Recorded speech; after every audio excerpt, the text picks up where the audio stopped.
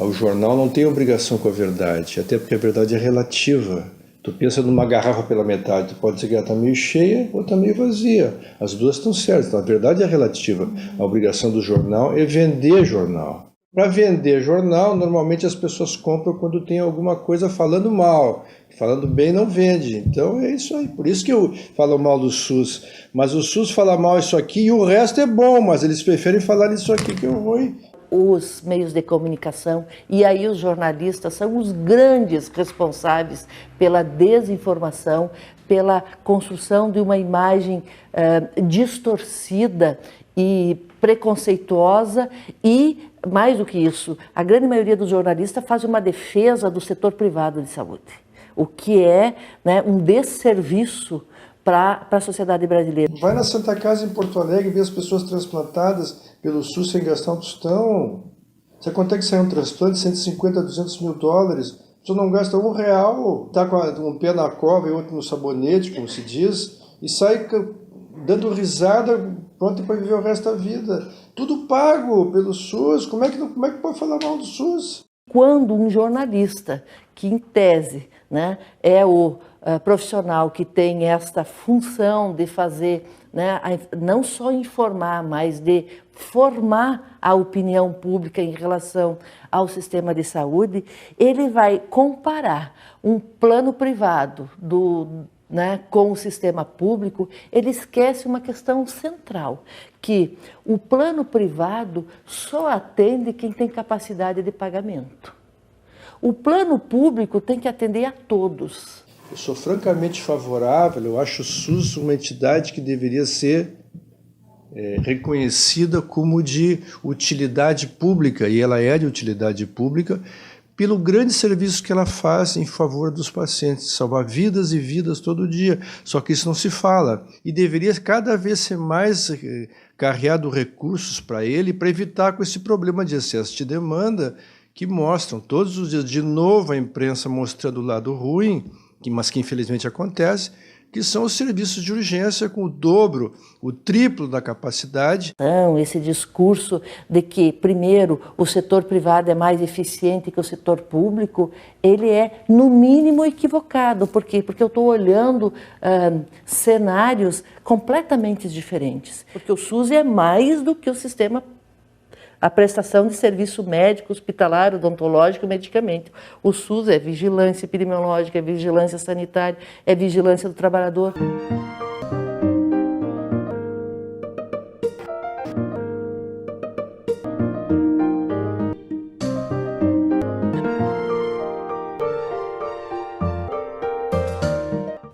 Algo que é reconhecido internacionalmente que o SUS, que é uma política pública do SUS, o controle da AIDS. 98% das pessoas no Brasil que têm diagnóstico de AIDS estão em acompanhamento e sendo tratados. A Organização Mundial de Saúde considera o país com maior sucesso, né, nesta ação. E não é o setor privado que faz isso. Quem faz isso é o sistema público de saúde.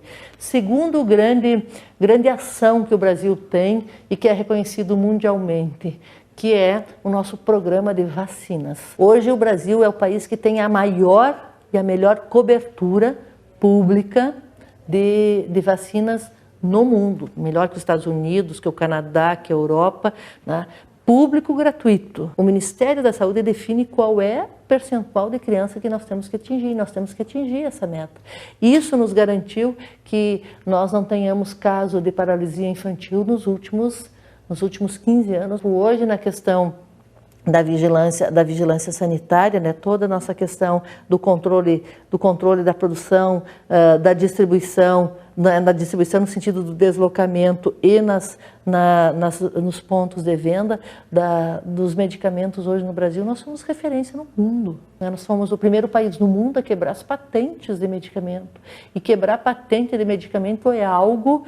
É quase uma guerra, né? Quase uma guerra Irã-Iraque, mais ou menos, nessa dimensão, né? Porque você toca numa questão central, que é a reserva, né, econômica que os grandes indústrias, os grandes laboratórios têm. Se não quebra as patentes de alguns medicamentos, você não garante a continuidade de cuidado de doenças crônicos, hipertensos, os diabéticos, mas nós não vamos colocar todo o recurso público num único medicamento. Nós vamos produzir esse medicamento e não interessa se o laboratório investiu milhões de euros, de dólares para desenvolver aquele medicamento. Interessa que o nosso país vai proteger os seus cidadãos.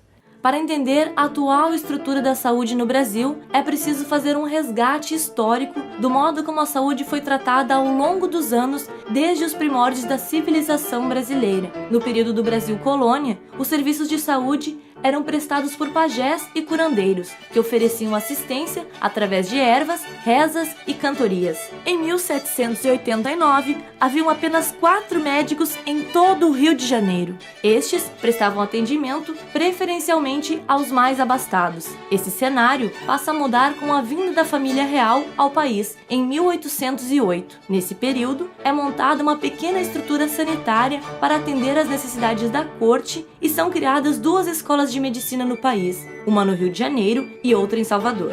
No quesito saúde, essas foram as únicas realizações até o período da República. No século XIX, o Estado prestou assistência à saúde da população apenas onde havia focos de epidemia, e isso só porque essas doenças prejudicavam o comércio agroexportador, uma vez que navios estrangeiros negavam-se a atracar em nossos portos com medo de contaminarem-se. Foi nessa época que o governo instaurou uma campanha de saneamento no Rio de Janeiro e uma campanha de combate à febre amarela no estado de São Paulo. Foi no século XX, período do desenvolvimento da industrialização no Brasil, que começou a ocorrer pequenas mudanças e a população conseguiu realizar algumas conquistas. Nessa fase, operários, após serem vítimas de inúmeras formas de exploração e de não possuírem nenhuma forma de garantias trabalhistas, mobilizam-se em busca de seus direitos.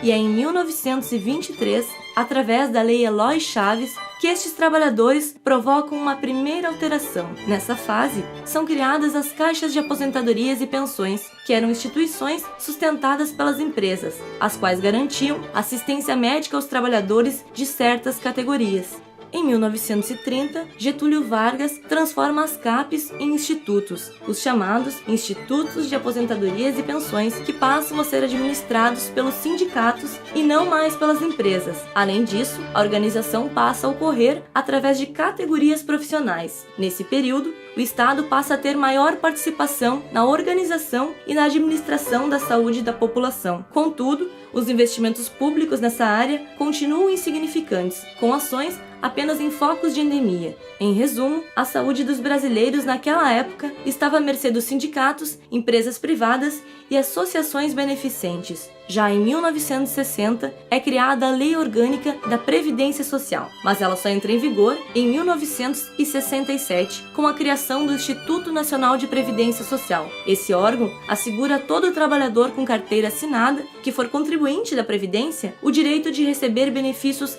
automaticamente. Mas e o resto da população? Como era a situação de profissionais autônomos, estudantes, agricultores e demais trabalhadores sem carteira assinada?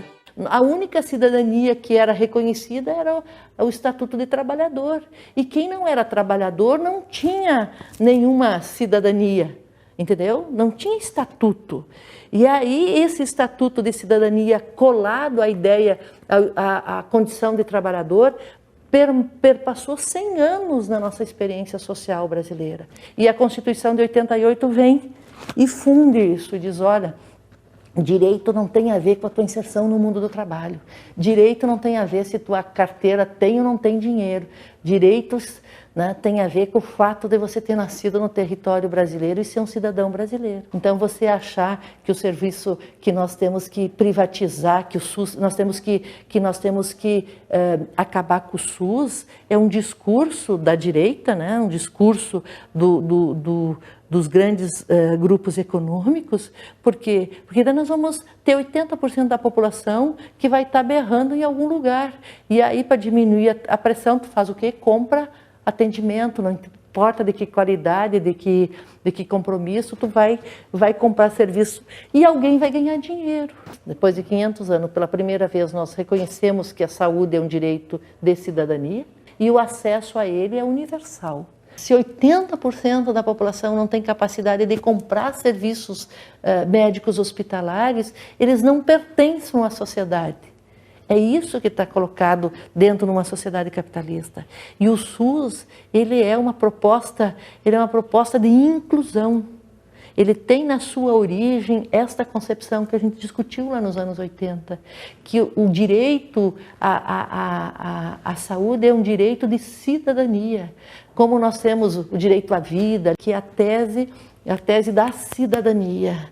E reconhecemos que temos milhões de problemas. Não é porque o SUS não funciona, jovens, é porque partimos do zero. Nós não tínhamos, à exceção dos hospitais universitários, que eram os hospitais públicos que nós tínhamos na rede, nós não tínhamos hospitais públicos. A rede de hospitais que nós tínhamos era privada. E, portanto, o SUS já começa tendo que comprar serviço do setor privado. Por quê? Porque ele não tem uma rede própria de hospitais para garantir o princípio constitucional do acesso universal da população brasileira. Minha visão do SUS é a salvação do Brasil. Porque se não fosse ele, as pessoas morreriam por falta de atendimento. Tem gente que não pode pagar e se não fosse o SUS, não teria como sobreviver.